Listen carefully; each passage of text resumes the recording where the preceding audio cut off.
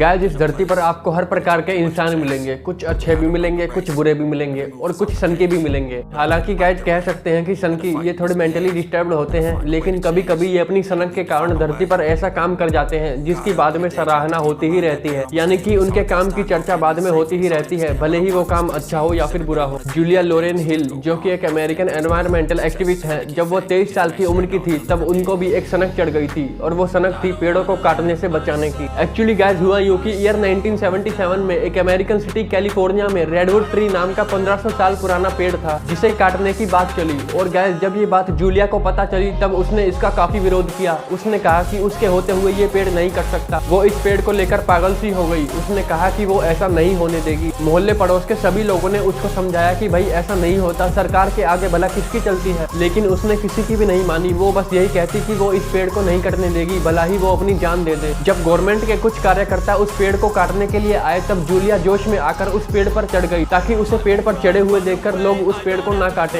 एक दिन बीता, 2 दिन बीता, 3 दिन बीते, 1 महीना बीत गया, पूरे के पूरा साल बीत गया, लेकिन जूलिया उस पेड़ पर से नहीं उतरी। और गाइस आप लोगों को ये जानकर हैरानी होगी कि जूलिया उस पेड़ को बचाने के लिए उस पेड़ पर 738 दिन तक रही थी। 738 दिन तक लगातार उस पेड़ पर रहना गाइस कोई आम बात नहीं है। उसकी फैमिली उसे वही खाना दे दिया करती थी। उसने अपने पास एक सिंगल प्रोपेन गैस वाला बर्नर रख लिया जिसकी हेल्प से वो चाय या कॉफी बना सके। इस पेड़ को बचाने के लिए उसने अपनी लाइफ में बहुत ही ज्यादा स्ट्रगल किया। गाइस हम लोगों को भले ही ये थोड़ी पागल लगे, लेकिन पेड़ बचाने की उसकी इस जिद ने उसे हीरो बना दिया, क्योंकि गवर्नमेंट के द्वारा उसे पेड़ काटने के लिए बहुत सारे ऑफर दिए गए थे जो कि उसने सारे के सारे ठुकरा दिए। उसका बस यही कहना था कि पेड़ बचना चाहिए। उसकी बस यही डिमांड थी कि वो इस पेड़ को नहीं कटने देगी, भले ही सरकार उसे कितना ही ऑफर दे दे। वो इस पेड़ को सलामत रखना चाहती थी। और गाइस फाइनली एंड में उस पेड़ को उसने बचा ही लिया। और उसकी इस सनक और पागलपन को आज भी वहाँ के लोग सल्यूट करते हैं। उसके इस जज्बे को मैं भी सल्यूट करता हूँ, क्योंकि गाइस उसने इस पेड़ को बचाया है। हम जैसा अगर कोई नॉर्मल लोग होता तो यही कहता कि एक पेड़ ही तो है, इसके कटने में भला क्या नुकसान। लेकिन गाइस पेड़ों को बचाना बहुत ही जरूरी है। वे हमसे कुछ कहते तो नहीं बल्कि फ्री में बहुत कुछ दे देते हैं। आज के लिए बस इतना ही। अपना ओपिनियन कमेंट कर दे और वीडियो अच्छी लगे तो चैनल को जरूर सब्सक्राइब कर ले।